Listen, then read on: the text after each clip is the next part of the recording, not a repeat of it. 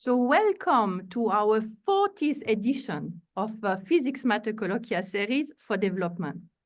So that's a very special moment. So not only because of the 29th of February that we are, but also because today, so we have beyond those 40 different Physics Matter live events, sharing and discussing how the Sesame experience as well has been impacting also around our blue planet, but also because yesterday, the Sesame Light Source emblematic founding father had celebrated his 100th birthday.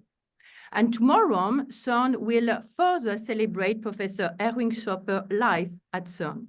So this is a special day for many aspects. And Erwin Schopper, so his years at CERN, just to picture a bit, so he has been the Director General as well at CERN from 81 to 88. And he saw the construction and installation of the Large Electron Positron Collider, the LEP.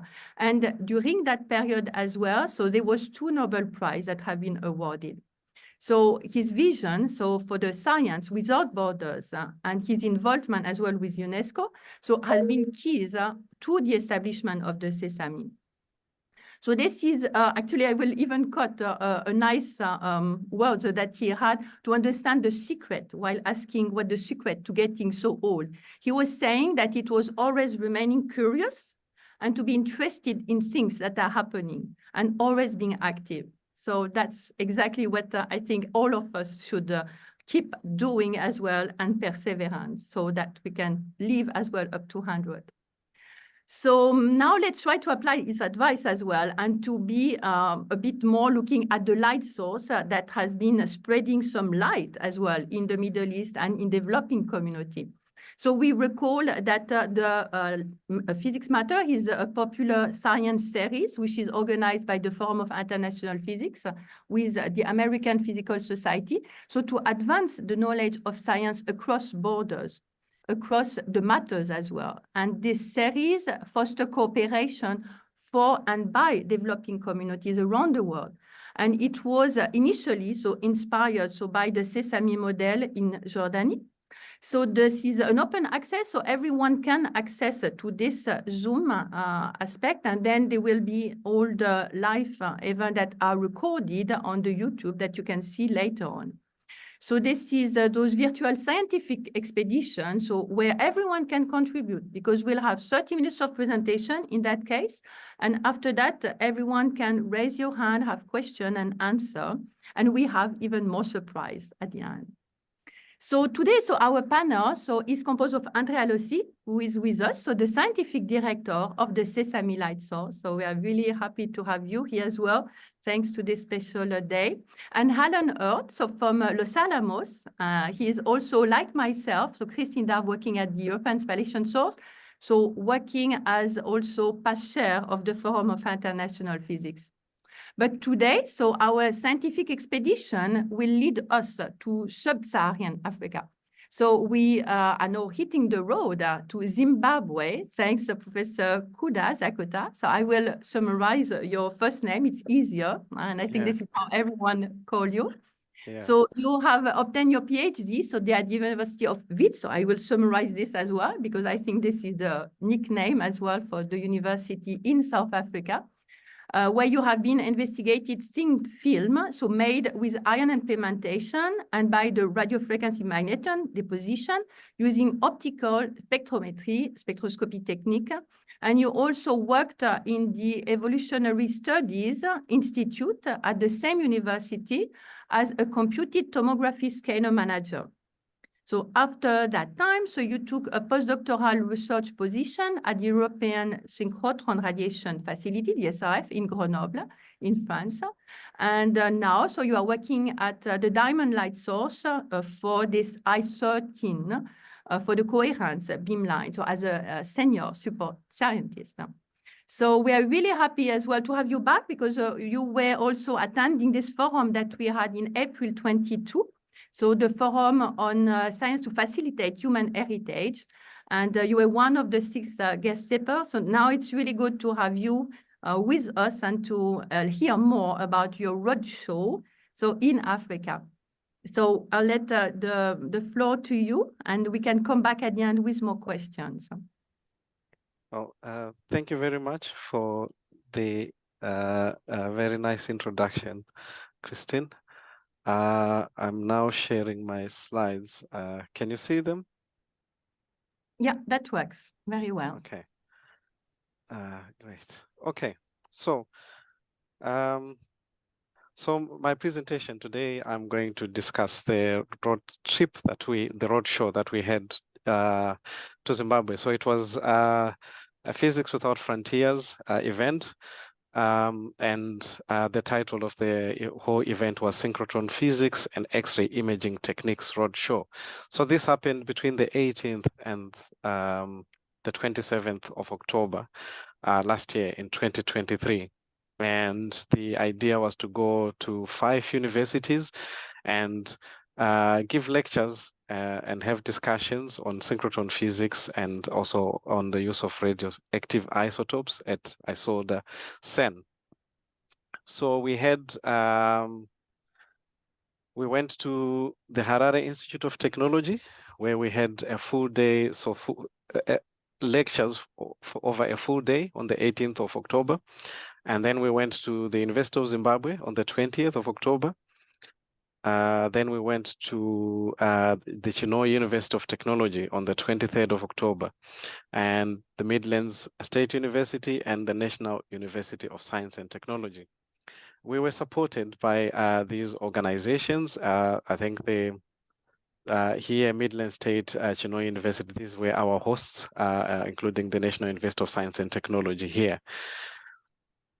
So, if I can just go to the next slide. Right, so what was the purpose? I think the motivation for doing this, doing this roadshow is that when in 2022, in November, I was part of the organizing committee for the African Light Source Conference, which was held virtually. And we had a session in this conference where we wanted to have ministers of science from Africa to have a panel discussion. And so we tried to get some ministers of science and technology, and some had agreed, but then I think they turned down the offer to be on the panel discussion at the last minute. But I had personally tried to get the Minister of Science from Zimbabwe to participate in this roadshow, in that sort of African Light Source Conference in 2022. And because I don't have direct access to the Minister of Science and Technology, I had to go through some people who had sort of direct access. And I think the response that I got was that they were not going to participate because it is not a priority. And I think I then took it upon myself to say, well, if this is the response that I'm getting from the senior government officials, and we are thinking that we'd like to have an African light source on the continent, then I think I may not be able to do much about most of Africa, but I can do something about Zimbabwe. I could actually go and try to sort of make some noise and be heard. And so this was the part of the purpose of this roadshow. But also, I wanted to, the other part was to inform undergraduate and postgraduate students in Zimbabwe on X-ray synchrotrons and their science applications. Because if we end up having an African light source on the African continent, these current undergraduate and postgraduate students are most likely going to be the people who are going to work at it, or who are going to be looking for careers in it and make use of it also for their science research. And so it is, I think the idea is more to try and catch them young.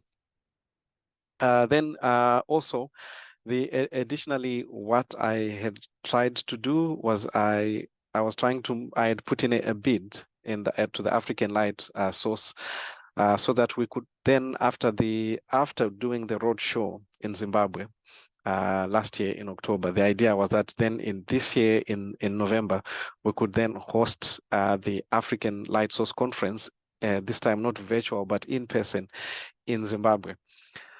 which would then, you want to sort of, you come and you do the roadshow, you get the students interested, and then soon after that, within a year, you then have a conference and people come and see a lot of these beamline scientists and principal beamline scientists, people who have worked at synchrotrons for 10, 20 years, talking about the different techniques that they make use of.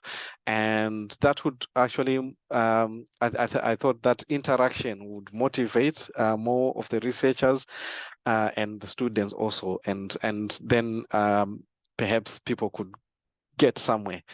But then I think the unfortunate thing is that it was not possible to host the African Light Source Conference in Zimbabwe this year. I think there were good reasons why it was not possible. So we hope that it will still happen in the future. We will probably try again.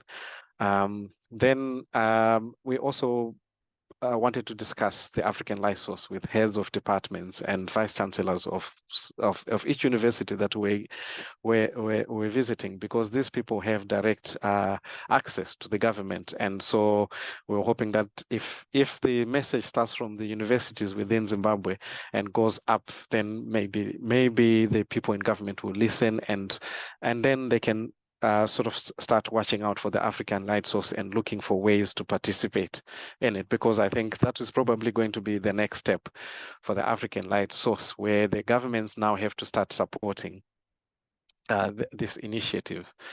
So the reason why the African Light Source, of course, is important is because when you look at the map, the world map, here you can see the dots here represent the synchrotrons that are available around the world.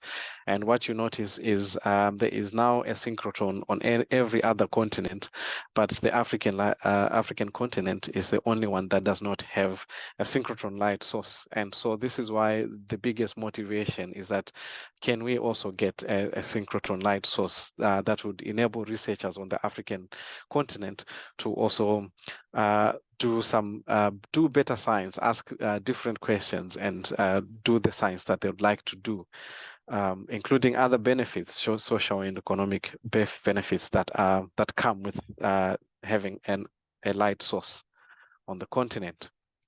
So after applying to the ICTP Physics Without Frontiers program, and when the project was accepted for funding, then there was a lot of planning that had to happen, because it turned out to be a very complicated project that we had decided to do, because we wanted to go, if you can imagine, going to 5 universities by road and going around, and everything needed to be carefully planned. So we're thankful that Natasha Stoic and Kate Shaw from the these ICTP PWF coordinators were at hand to assist us in every step of the way in planning, and they would always sort of let us know what we needed to be doing next.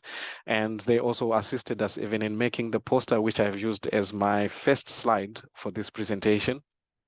Then Margarita, also from ICTP, she handled especially the finances. So when the money was available, the transfers to South Africa, where the money had to be sent, she was the one whom we were communicating with. Ragni, who was also assisting us from South Africa, from the Wits University, who accepted the money, and then also was doing the purchase orders for the stuff that we then needed to pay for.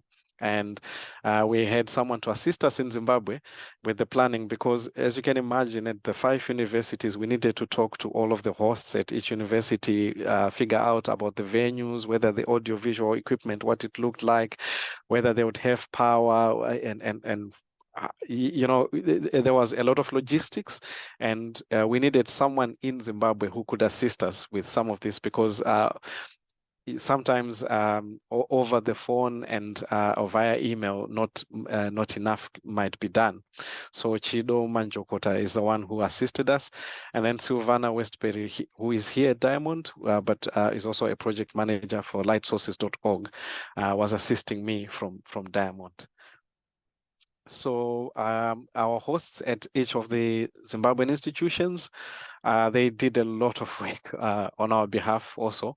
because they understand their institutions and how to sort of plan the logistics of everything. So these are the people who did all the logistics for us at each of these universities, and they really did their best and did a very good job. There's Chenjerai Zijo from Harare Institute of Technology, Dr. Matandiro Jika and Dr. Mashonjoa from the University of Zimbabwe, Sumanya from Chinhoyi University, Mafukidze from the Midland State University, Mashingaidze and Nyambuya from the National University of Science and Technology. And then, so the speakers for this event at each of the 5 universities, they happened to be all Zimbabweans. So this is the team. There were only 3 of them. So starting from the left, this here is Gideon Chinamatira. He is a PhD student at the University of the Witwatersrand, and his research work is focused on computer tomography. He has visited the European Synchrotron Radiation Facility, ESRF, for 2 months on a LAMP grant, where he worked on titanium alloys and fossil material from South Africa. Which included a fossilized hominid tooth and also a crocodile fossil from Zimbabwe. And on the far right is Hilary Masenda. He is also a senior lecturer at the University of the Witwatersrand in the School of Physics. And he works at ISOLDA, CERN, using short-lived radioactive isotopes produced to study materials using the proton synchrotron at CERN. And of course, that's me, Kudakwashe Jakata. I'm a senior support scientist at the Diamond Light Source. So this was the team. And then additionally, as part of our program, we had remote lectures from people at ISOLDA, CERN. So by the way, the acronym ISOLDA stands for Isotope Separator Online Device, like this. So we had Frank Brown, Michael Pesek, Patrick McGregor, Michael Peseko. I did 2 talks and I was scheduled to do talks, let me put it that way, and Mark Bissell. So these guys, they were giving remote lectures. The schedule was that they would give remote lectures when we were at each of these universities on sort of the basics of CERN and ISOLDA. But then it was not always possible because I think at some of the facilities then the connectivity was lost, and so we had a pre-recorded talk by Patrick McGregor, which would then play if this was the case. But then also in some instances there were power cuts, and so when there were power cuts, then we had to we had no choice. But then Hilary would then sort of give the talk, Hilary Masenda. So this was the route for the trip.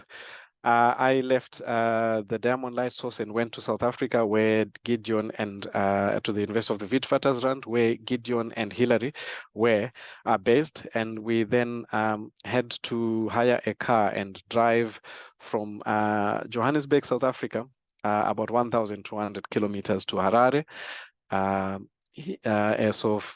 We had to cross the border from South Africa into Zimbabwe and then drive about 600 more kilometers until we go to Harare.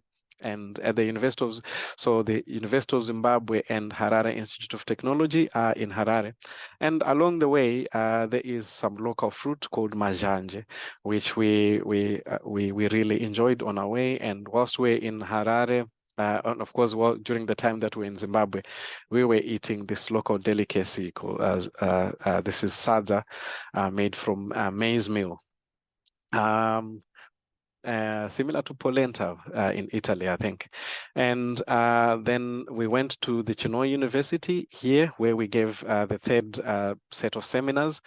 But our host gave us a lot of sugarcane, which I've put a picture of here. He had a lot of sugarcane at his home, so he gave us a bunch of it, and we were eating sugarcane the rest of the way whenever we felt like it. Then we went to Gweru here to the Midland State University to give the 4th set of seminars, and then the National University of Science and Technology, finally. And from there, we then drove back to Johannesburg. So at each of these venues, the plan was that we would get to the venue, and on the day before the seminars, we'll then go and have a look at the arrangement and see if everything is in place, and that would probably take that the whole day. And then the next day we'll just start early in the morning, because then the program took the whole day. So this was our program at each of the institutions.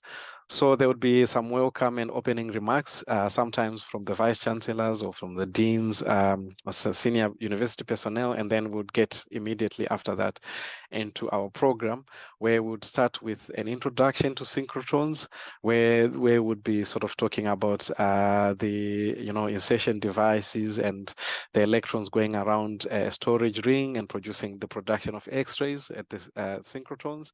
And then we would talk then about beamline instruments, go over instruments such as monochromators, detectors, how they work, and optics such as zone plates and CRLs. And then after that, we'll then have the remote lecture from Isolde, and followed by a material science with radioactive isotopes by Hilary Masenda. And then followed by computer tomography basics with Chinamatira. Then we would sort of highlight the other techniques in imaging, diffraction contrast CT, 3D XRD, tachography, and coherent diffraction imaging.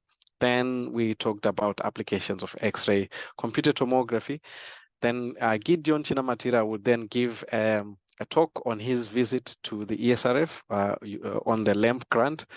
And then we had a discussion on synchrotron carriers, which was very popular. And during this discussion on synchrotron carriers, because we had a lot of we were given some freebies to give away from Diamond. We got some from lightsources.org. We got some from the ICTP and from Volume Graphics as well. So during this time, we'll then ask questions about the whole program, and then we'll be giving away the freebies to people who answered the questions. Of course, during the lectures, we also highlighted that there is the African Light Source, and we encouraged people to go to their website and see what the African Light Source is about and what they have done, and what is being done, what events are coming up. One of the events that we were highlighting is that in exactly a month after the event, after the roadshow, there was going to be this African Light Source conference, which was virtual, and it was free to attend. So we were telling all the participants, encouraging all the participants to have a look at the website and register, and if they wanted to hear more about the African Light Source and also about synchrotron science. Additionally, we were also in our presentations, we encourage people to also have a look at Sesame, because what we were saying to them that, well, there is now this synchrotron in the Middle East, which is still relatively new. And they have been also, among other people, among other institutions, they are also one of the greatest supporters for an African light source. And if people wanted to do research, they should at a light source, they should also try to see if they can partner with people at the at Sesame, and see if they can actually get some work done with Sesame, which would actually be great also. But of course, that we were not saying that they should be limited to Sesame only, but also we were just saying that it would also be a good collaboration with Sesame as well. And as part of that, because our lectures were largely introductory and mainly on the surface, so we encouraged most of the participants, especially the postgraduate students and undergraduate students, to register for the School on Synchrotron Light Sources and their applications, which was last month from the 15th to the 26th of January. because we were saying, well, you know, if you really want to know much more about synchrotrons and their applications, and because there are a whole lot of other techniques, we were just limiting ourselves to discuss the imaging techniques. But then there are quite a lot of other techniques that are available out there, and we wanted the audience to also be aware of them and know what is available, so that when they make applications, they would then also have a good idea of what they're asking for, and see also the work that people who are working there are doing at the light sources. So the highlights of the roadshow is that we had well-attended seminars with about 350 participants registered. We had meetings with the senior institution personnel, and we managed to discuss the African light source, and we hope that the message will be transmitted to government. I think a note here is that what tended to happen was that when we had these meetings with the vice chancellors, the pro vice chancellors, I think the response was generally that, wow, this is actually a very good initiative.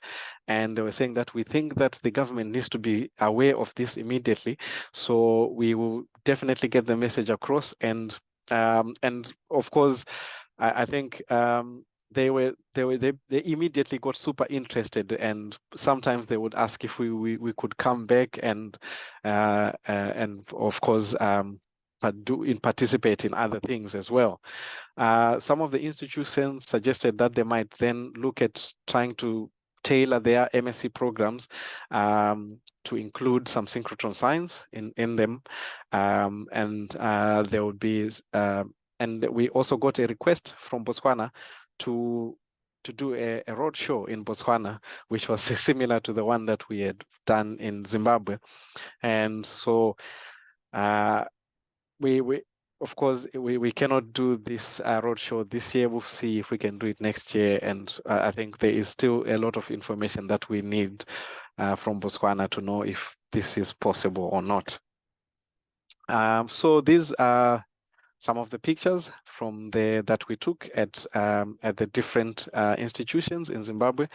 So here was our first at our first lectures at the Harare Institute of Technology, and then this was at the University of Zimbabwe. But I must note that the unfortunate thing is that the timing for our roadshow at most of these universities, the students were writing examinations. So, for example, at the University of Zimbabwe, not all the students were always there in the lecture room, because some of them would then leave to go and write an exam, and then they would come back.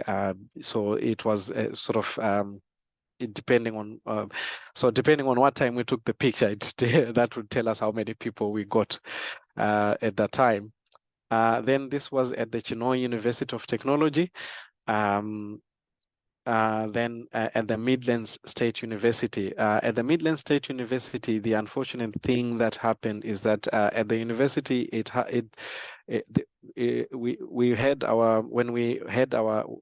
we had scheduled our seminar day.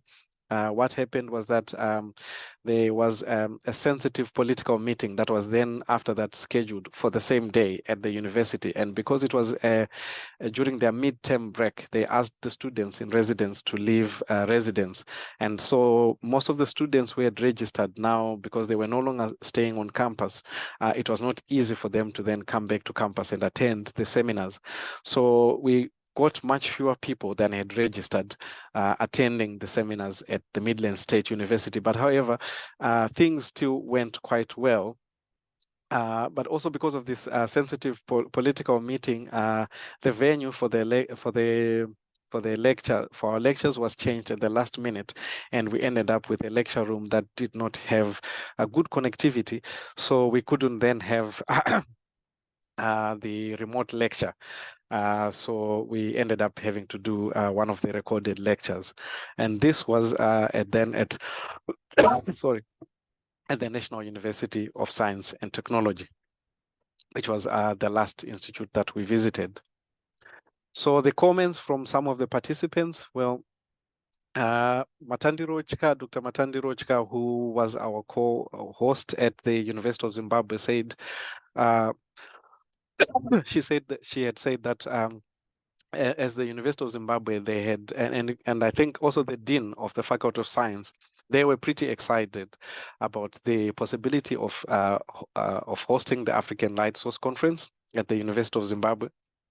And they really wanted to host it, but they also hoped that next time our team of speakers would include women, because we were all just men, a point which was well taken.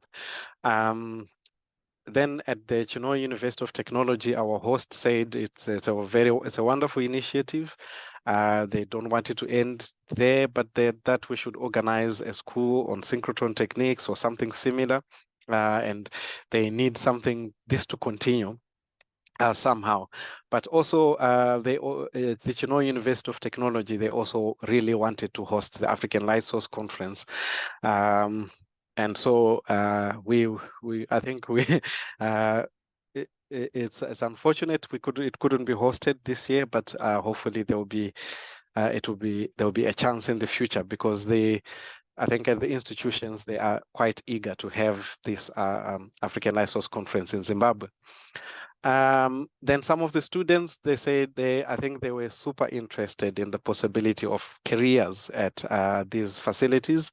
And so the questions were, how do we get jobs at such facilities? How do we get funding or scholarships to study at these institutions? Which we tried to answer these questions during the careers discussion at the end of the talks. Then there was also someone said that the workshop should have been run over a longer period. Some asked if it could have been for 2 days. Some were asking if it could have been for a week or something like that. But then that's where also, again, we're pointing them to the synchrotron school, which is run by Sesame, which we think is a very good idea. And probably instead of repeating the same thing everywhere, we could just pivot on that, something that is already available. And of course, there were a lot of them who said that we're looking forward to more such seminars. So the challenges in doing this, of course, besides the planning, which was really, really taxing, it took a lot of effort and time to plan everything quite efficiently. And also the traveling, which was, I think in the end, it was quite tiring. But then there were electricity cutoffs at some of the venues in the middle of some of the presentations. And at one of the venues, for example, at the National University of Science and Technology, they had generators ready, but the generators didn't kick in. And so, in the building that we were in, but they kicked in another building. And so they immediately booked another venue in the other building, and we had to move. But that there was a bit of waste of time because of that. But still, somehow, I think the people were really interested to see the program continue. At 2 of the institutions, the program was cut short, and we had to do half of the program. And I think the overall message from all the institutions, especially from the researchers at all the institutions, was that about the equipment to do the science that leads up to the use of advanced light sources. I think this equipment is not readily available, and this is, I think, the biggest bottleneck for most of the researchers, because we had a questionnaire where we were asking whether someone has used any X-ray equipment at all, whether it's been a diffractometer, or if it's a micro CT scanner or anything. And most of the responses were no, they had never used it, they had never seen it. And so when you really want people like that to then, who are in such a situation, to then write proposals that are going to compete with everyone else around the world at the available light sources, it's going to be pretty tough. So I think that was the overall message there, that there is really equipment is hard to come by. Some of them have tried to go. There are some programs where people donate equipment, which they are no longer using in their labs, and they have tried to use these facilities, and so they've managed to get a bit of equipment here and there, and some of it actually, I know at the Chino University of Technology they were using this equipment. But at the National University of Science and Technology, they managed to get an X-ray generator, but they don't have a detector, and they have not been able to find money to use to buy a detector so that they can make use of this equipment. So hopefully, if there's someone out there who's got a detector that they are about to throw away, because at this point they really don't care too much about what kind of detector it is, any detector, so that they can just at least show proof of concept, and maybe that could help them to get money somewhere. So yeah, that was the issue at the I think that was one of the big challenges. Then of course the funding for the master students, because once the undergraduate students are interested, then they need to do masters. They may think that okay, maybe I do a master's on a synchrotron related project, but then in the country there is no funding for masters. It's really hard to come by for a master's program, and so because of this, it makes it tougher then, because how do they then do this project? People then tend to go out and look for other careers after this. So there was also a lot of we were posting a lot on social media, trying to bring sort of attention to our events.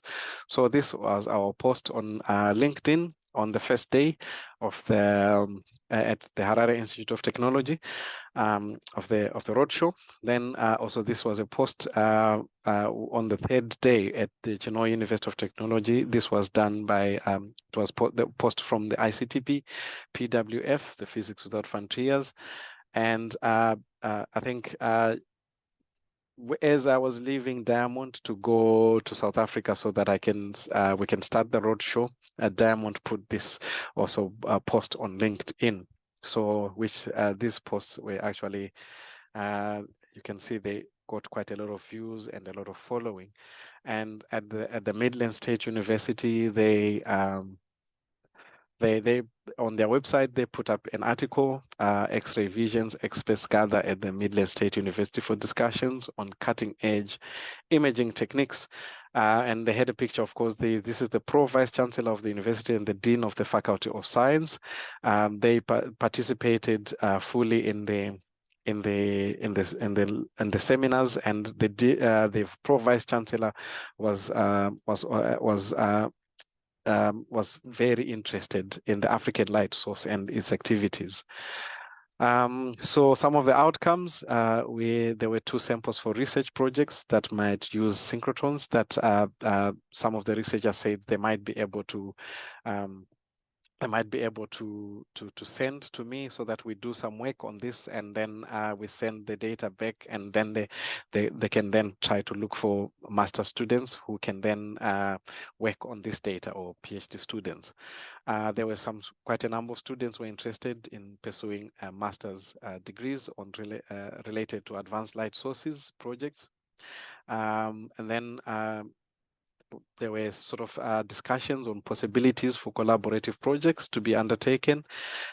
And soon after that, we managed to obtain funding for one PhD student from Zimbabwe via the NRF Mines Scholarship. So this student is supposed to go to South Africa and study his PhD from South Africa. And during that those studies, they'll probably visit a synchrotron to obtain their data. So the ICTP, PWF, I think they were also quite happy with our roadshow. I would like to think so. And it looks like they, for their advertisement for this year's Physics Without Frontiers call for proposal, they put our picture from the Chino University of Technology on their website. So that also made us very happy to see that we maybe we made them, they were happy with what we did. So thank you very much. I think that is the end of my presentation. And oh, yeah, thank you. Thank you so much for this road trip. So we have been educated as well. So Africa is more than only landscape from what we see. So thanks a lot for showing all this interest. So we have indeed a nice audience. So indeed, Yonki Kim, who was here, so had to leave, but then she also thanks and appreciate a lot. So this presentation, we will, so prepare your question, please. That would be really nice to have them in the question and answer box listed below. Otherwise, we will have as well possibility to interview you also at the same time. And maybe indeed the first part is also to thank the ICTP. So Joe Nimela, who typically is here, could not attend because there was a conflicting meeting. But the ICTP, as you said, with Physics Without Frontier, have a wonderful capacity as well. And we had as well, so Kate presenting all year last year as well, the program. So this is important to have so. So then we have some question maybe, so from Alan first, or how do we start that? Thank you. Yeah, I think it's a remarkable program. The Roadshow format is really a good way to get a lot of people informed and involved. So I hope it happens in Botswana and elsewhere. Yeah, thank you. I have a question about the role of the IAEA. One of their priorities is capacity building. And I see that you listed them as sponsors, co-sponsors. What is their direct role? Are they working through ICTP? Are they actually This one, yeah. providing funds? What is their role? I think they're working through the ICTP. Because we did not have direct interface with them. We only sort of interfaced with the PWF ICTP, people from ICTP only. Yeah, indeed, Joe could answer that, but I think that you're right, Kuda. So that was the IAEA is really behind a lot of initiative as well in Africa. Maybe we could have as well this question. I see Sekazi is in the audience. So, and Sekazi, it would be nice as well with the lab. So indeed, to have a short introduction of all of that. Yes, I can show a few slides. Can I share my screen? Is that possible? Yeah, and about the question. Let me stop sharing mine. Yeah. Oh, about the question of the IAEA. Yes, as you say, they are. Do you hear me? First of all, you hear me? Okay. Yes, they are behind a lot of things. With the LAMP project in which I've been involved, they've helped to translate this brochure into several languages, and so they are now starting a new initiative that I don't know a lot about. I think Andrea may know more about this new initiative because I know the African Light Source is going to be applying for some funding from them. So yeah, sure. I mean, in fact, we have this synchrotron school that Andrea and I and a few colleagues organized every year at ICTP. IAEA was the one that started us doing that. And so they seem to have their fingers in lots of things. Thank you. Thank you. So Andrea, do you want to elaborate on that aspect? You're muted. Just you're muted. And sorry. Yeah. So I think that what Kuda did is extremely important to complement an in-person event, the roadshow to the. So only these two things, as he said, can go quite well together. So we have a large school which lasts weeks on synchrotron radiation online, but without going to the places, without looking at the people in the eyes, and without speaking in person, you don't get the same effect at the end. Yeah, and also you don't give them the voice, because one of the major defects of the online schools is that the audience is less interactive than in person. So you don't get the feedback in that way. So instead, if you combine the two things together, I think it's much better. Yeah. So Yeah. congratulations, Kuda. Thank you very Thank much. you. Thank you. I think what Andrea says is very useful because we would have during the tea breaks and the lunch sessions, you would have a lot of the participants gathering around, and some of the questions that they would not feel very comfortable asking during the seminars, you'd get all sorts of questions. How did you get there? How did you end up doing this?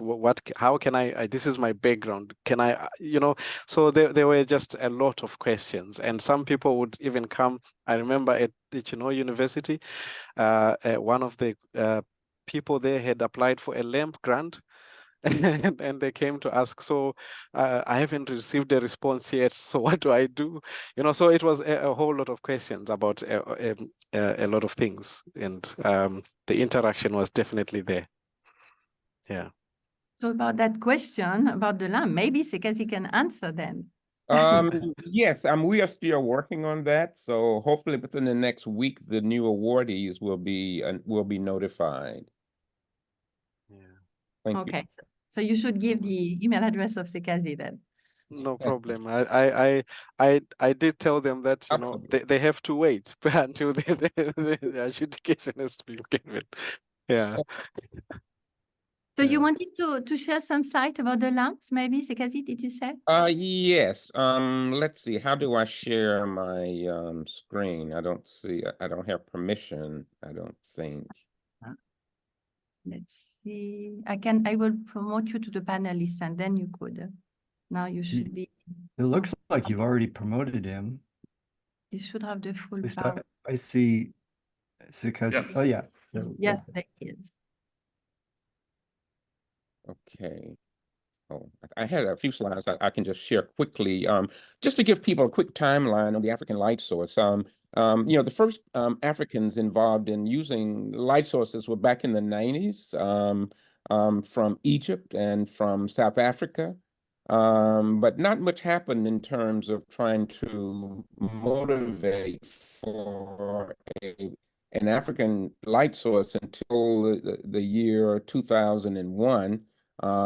When this new organization called the African Laser Center put that as one of its major long-term initiatives or goals.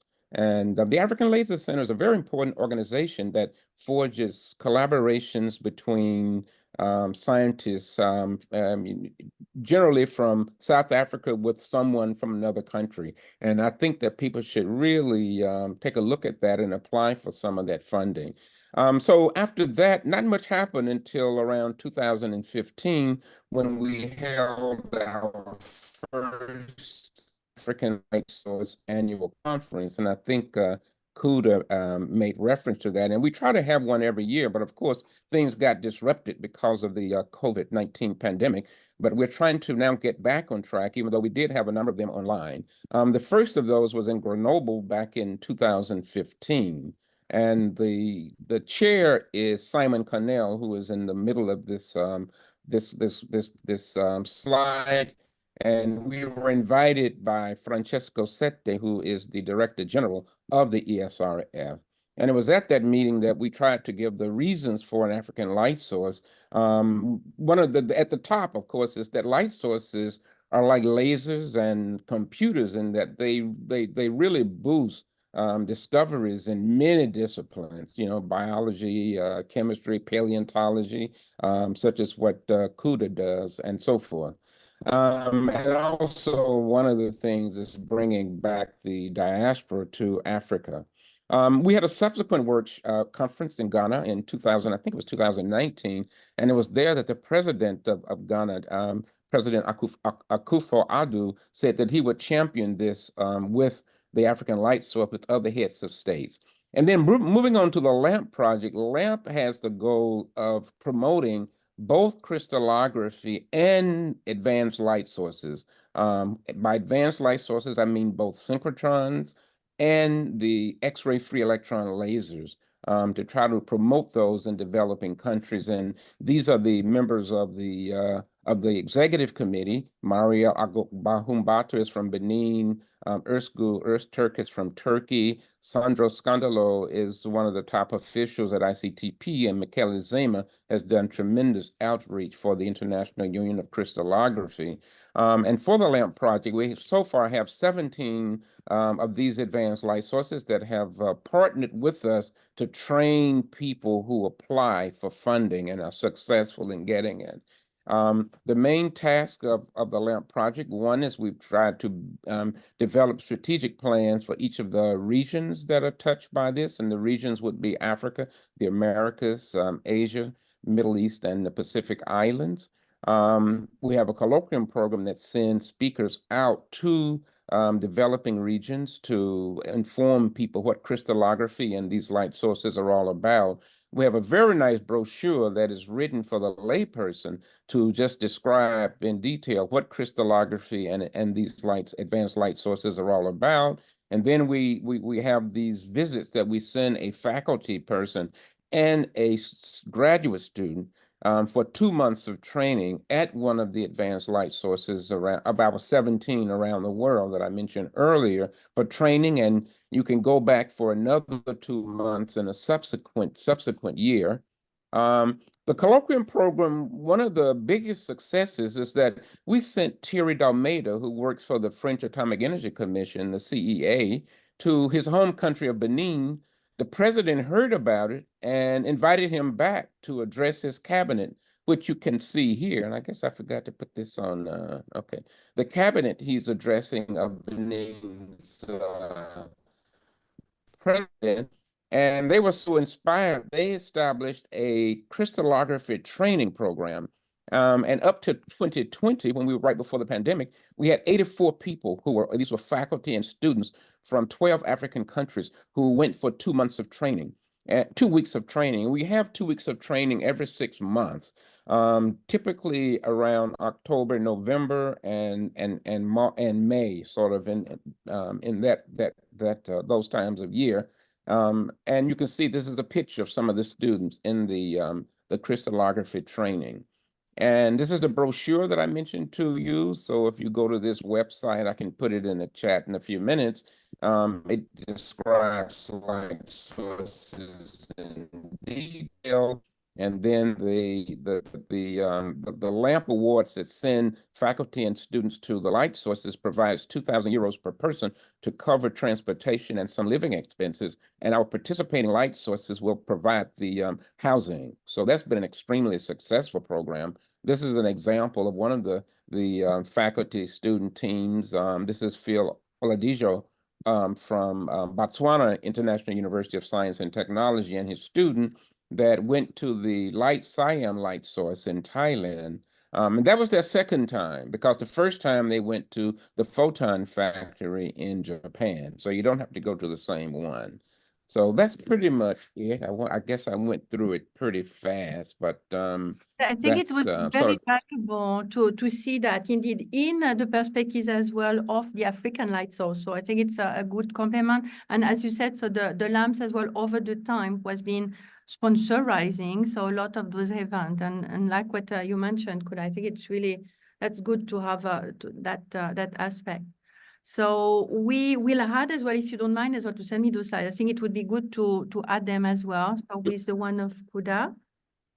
And sure. And I'd like to congratulate Kuda for such an excellent presentation and for his commitment, and also your commitment as well, Christine and Andrea, with whom I worked. So, you know, it's interesting that you have these extremely committed people, but the problem I have, every time we go to a new initiative, it's the same people show up. We need new blood. But that's the point. You see, for instance, Kuda, what you did, you can more or less, we can scale it now in terms of quantity, but then you already mentioned about the location, where it's interesting. And I had the audience as well. So some people who could help you. So I can give some names. So it's really good, this type of forum as well, open enough so that we can see what happened else and how it can connect as well. So the people among each other. And thanks also, Sekazi, to show and to mention this, the crystallography, this school that is happening, because that will be also interesting with respect to us as well, so for the Max 400 as well for the ESS, and some of the work as well with the ASP, where we know that there was one as well in Uganda, but I was not sure that there was as well. So this one in Benin that we could also elaborate on. So yeah, that's a permanent one in Benin. I mean, this is well established, and the people who participate, the faculty and students, is they get their travel paid for. So it's quite an excellent opportunity. So just see me if you want to investigate it. Thank you. And also to mention before we give so as well the words to Sumenan, I hear that there will be a conference by women in physics in Zimbabwe in Bedura in July. So this was mentioned so by Michael Stenitz, who is also involved as well with the African Light Source. So that's really good also to know that a conference by women as well can make the difference. Yeah. Right. And Michael Steinitz is one of those people, as I mentioned, who always shows up. we can count them on one hand, I think. Thank you. So thanks a lot. And indeed, so if we have, so Sumane, so maybe we'll let you speak. You have question? Sure. Thank you, Christine. Thank you, Alan, and everyone else. Thanks for the speaker.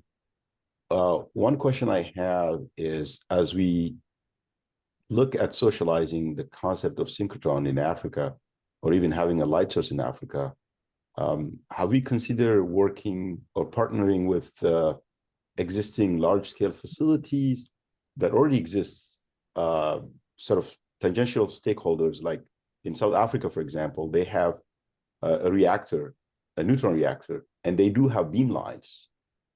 They don't operate it the way in the US, for example, we do, but they certainly have large-scale facility, which would be similar to beam line that you find at synchrotron. So since you work at Diamond Light Source, you have the ISIS facility next door, and I think there are stakeholders there that maybe you can engage in.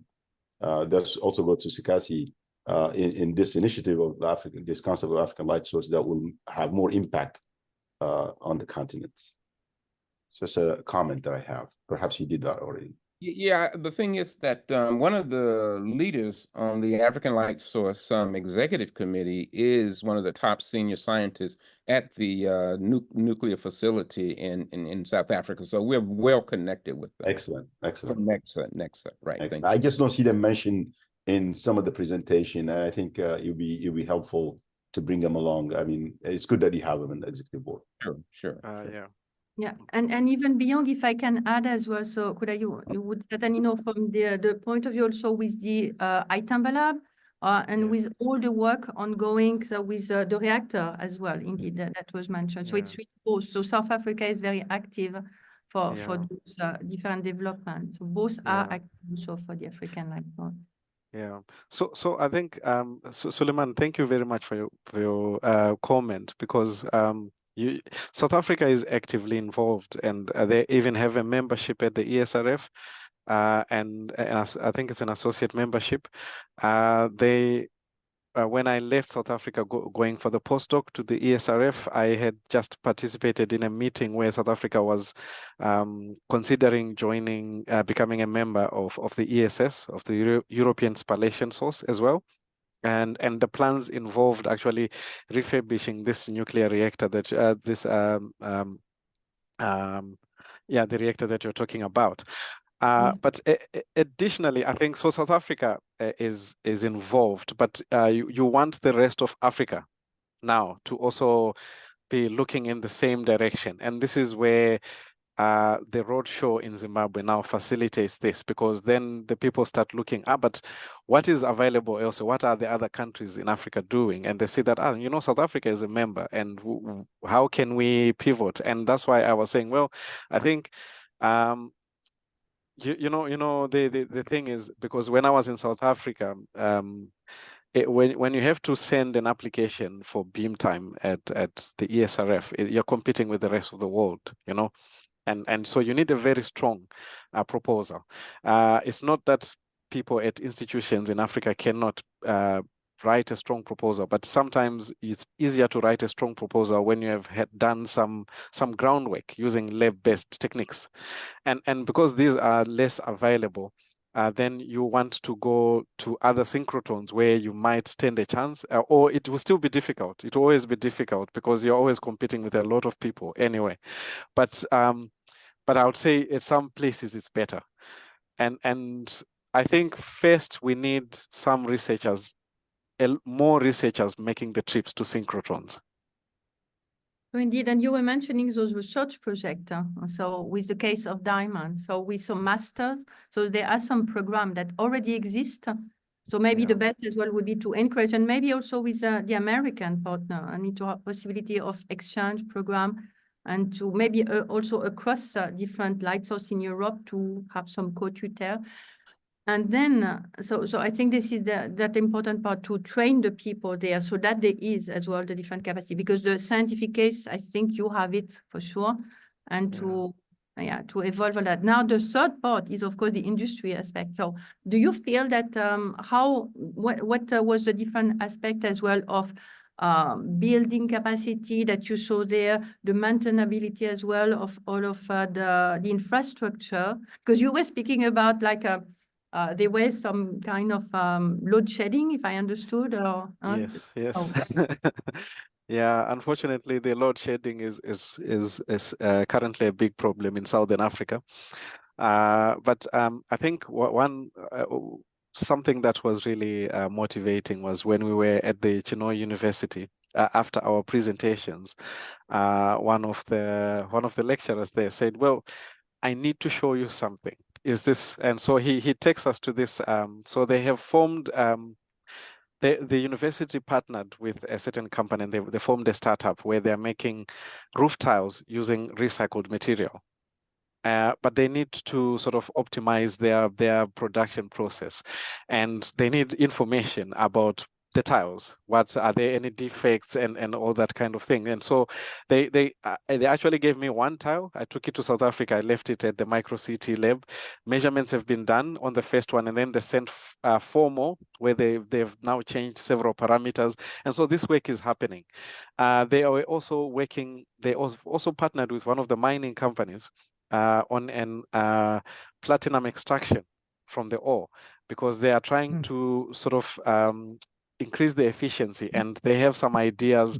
And it looks like with imaging techniques, especially with microCT, this could actually help. And I say to them, well, you know what? Write it up and see if the company will also accept. And once you've written this up, because it looks like the company is actually going to put in a lot of money into the research. And I said, well, if you're going to get them done, then write it up, write a proposal, send it to Sesame, and you who knows, you might actually, if your project is approved, you get some BIM time. So, yeah. So that's a perfect example of collaboration, I think, Andrea. So as well, very good. Yeah.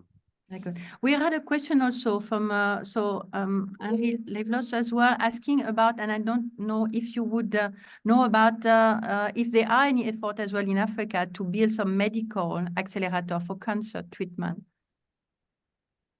Did you hear about that while you were traveling? No, well, not in Zimbabwe. I think Zimbabwe, I'm not sure if they have the capacity to do it at the moment. But no, I haven't heard of it yet. Indeed, that's an important aspect of what accelerator can do, indeed, for the health. And we will have as well a series that will be coming as well to address this aspect. So we will investigate a bit more, because indeed, I didn't hear any of those medical accelerators that were built for cancer treatment yet. But indeed, that would be why the industry is important. This is an area that the IAEA specializes in. They put that on the roadmap toward a nuclear economy, as to have medical accelerators. I would think that if you wanted to do a colloquium or a FIP presentation, a physics matter presentation, that you could find someone from the IAEA. That's a really good suggestion, and I we will take this for some of the series that we have. Yeah, they have, Timber Labs in outside Cape Town, South Africa, has been using accelerators for medical applications for decades, actually. So it's been going on in South Africa. But this is for the radioisotope production. That's a bit different. So, No, they actually treat patients. No, that's one thing they do, the isotope production, but they also treat patients. They actually have for the Itamba, yeah, at the Itamba, there is. Right. You're right, yeah, for that. Actually, yes, sorry, I forgotten that one. This is the biggest one. You're right, But I thought that they stopped operating it some years ago, so we have to check. It's still operating? Absolutely. Okay, very good. So I have one last comment about the roadshow, and it's something that occurred to me when Andrea was talking about the importance of face-to-face contact, and that's the cultural exchange that comes along. I was really pleased that we saw on this roadshow a little snippet of the food that was, spiced up the trip, and it really adds something non-trivial to the whole process of exchanging ideas and actually motivating people. Yeah. Definitely. I think the food was a big part of it, and Then yeah. I can add as well that we have in Sweden with the Max 4 the northern light of food. So if you see what you eat, this is even better. With X-ray, you can analyze everything. Do some imaging, which is very successful as well. So that could be also a nice way to motivate. Yeah. Excellent. So then I want to share my screen and to show, so because when you were mentioning indeed the face-to-face, that's very important. And one of the action as well taken by the APS, this is the satellite meeting. So we have now possibility within the March meeting and then the April meeting to be directly connecting those different countries. So in Nepal, in Cameroon, Brazil, Pakistan, Philippines, Jordan, Hong Kong. And last year we had also with Andrea, this opportunity in the Sesame. So I think it's an advantage as well for sharing. Now it's conference, this is not maybe like training. So the training aspect with the African School of Fundamental Physics, we do have that same possibility to go locally and to have as well this remote aspect. So that's what I wanted to underline. The satellite meeting, that was a pilot for 2 years already, but I think we are, and we will go also in Morocco, speaking about Africa, so in April, for the April meeting. So that's a really nice initiative. So I want to take also this opportunity because Yongki, so the chair of the APS was here before, and we were mentioning to recall this principle as well in general for the policy that are by principle and policy for the international scientific collaboration. So I will put this link where we are showing how the integrity, the transparency, and this reciprocity is the way as well we go with the different physical society. And that's one of the big effort, and look at that has been improving. I mean, that has been maybe focusing this year of this international aspect. So this is why the FIP, I think, is an important way to connect with Africa and by continent. So in Africa, but as well in Asia and in America, so North and South America together, and in Europe. So here you have already lot of the physical society around the world that are together looking at some action and activities to build up a better world, I would say. And this better world, and this is how I would like as well to finish so that we can also go back to our normal work, is to give as well more words as well to Andrea, because he's voila, so presenting, so with the Sesame, so this 100th anniversary that we were mentioning just before of Erwin Chopper. So I think the Sesame is really one of the way that will drive as well a peaceful future. So, and I think that I call here for the presentation of the symposium tomorrow, so at CERN. So I will put it also in the presentation just before also, and I will then leave the words to Andrea for the end, because this is connected. So we have also next month, so the pleasure as well to hear from UNESCO what those different aspects as well are. So looking at the education, the culture, and so the possibility to connect as well the 17 Sustainable Development Goal, but beyond as well, and the importance as well, I would say, of women in science, of course, because by then we will have the 8th of March that will have happened. So that's what I wanted to mention, the 28th of March, and we will finish so by Andrea, who hopefully so will have possibility to enlighten us even more about how do you feel that the Sesame has been over those 100 years, minus maybe a little bit successful, and what is the hopeful future as well? How can we connect further, how in the Middle East with the situation we could also help?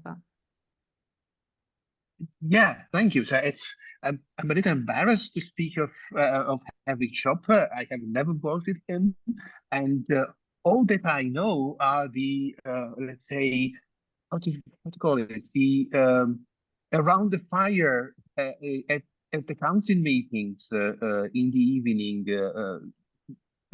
tales that I heard about the most heroic years in which when Sesame was initially established, so during the 90s at the beginning of this millennium. So essentially, for what I have understood from these, the story of Henrik Schopper is essentially a story of two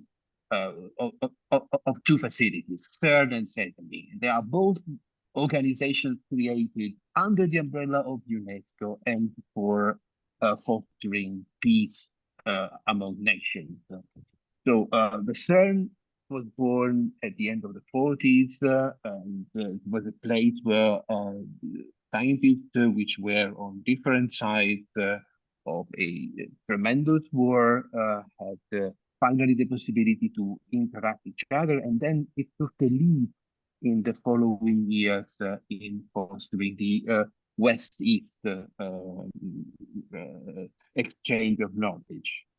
Sesame was conceived much later as members in the Middle East region, and if it is much smaller. So CERN is a landscape class facility. Sesame is a building class facility, but it is in a way more challenging because of the because of the persistent political crisis which engulfs the Middle East. And Henrik Schopper was one of the key persons in promoting and meeting the challenge of bringing Cyprus, Egypt, Iran, Israel, Palestine, Jordan, Pakistan, Turkey, all together at the same table and discuss, putting aside the differences and working together for establishing a scientific center in the Middle East. So it has been, and it is still, a history of a great success, which went through an uncomfortable crisis from the economical point of view. We even had, at a certain point in 2013, at the arrival of my predecessor, a snowstorm which destroyed the roof of the machine was just started to be built, and the roof collapsed and had to be put a delay of a couple of years because that had to be removed and put a new roof together.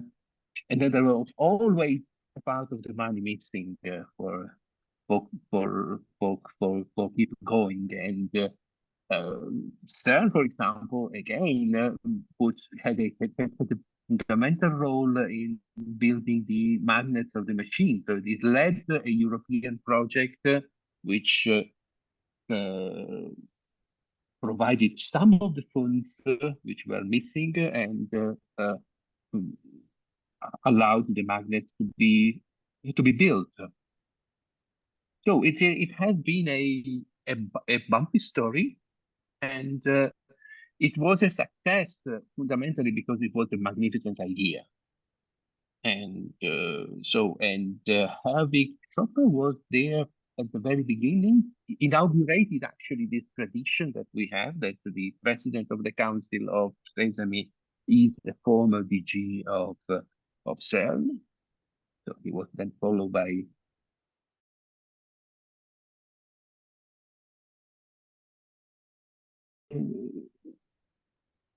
yeah, it is fantastic that we are able tomorrow to celebrate the event of yesterday. So today we are in a day that does not exist between the birthday and the celebration of the birthday at CERN. So thank you, Harvey. What can I say more? Wonderful. So this is perfect. And we're the 29th. So it's really a special day as well for this Sleep Day in one sense. Yeah. So thanks a lot. And we have indeed, if we want to hear more, so with Andrea, there was as well some presentation of the Sesame at the very beginning of the series. So with detail and with pictures, and as well during the celebration as well of the 90th birthday of Herman Winnick as well, where as well we had a lot of VIP that were exactly, so Erwin was supposed to be there, but indeed he was a bit weak that day, but we had Elise Rabinovich as well, who presented in January a nice way as well to bring back the origin of the Sesame, so for and with Erwin Chopper for sure. So thanks a lot to everyone. So I think we need to give the channel back. So thanks a lot, Kuda, for this a great presentation, a road trip in Zimbabwe. We have heard a lot and we will hear a bit more, of course, thanks to the Physics Matter next time for sure a lot. And then in the future, so traveling around the different interests around education, around culture, and for the best possible world, as Voltaire would say. So thank you, everyone. And so let's stay tuned. Problem. Thank you, Christine. Bye. Bye. Bye. Thank you. Thank you, everyone.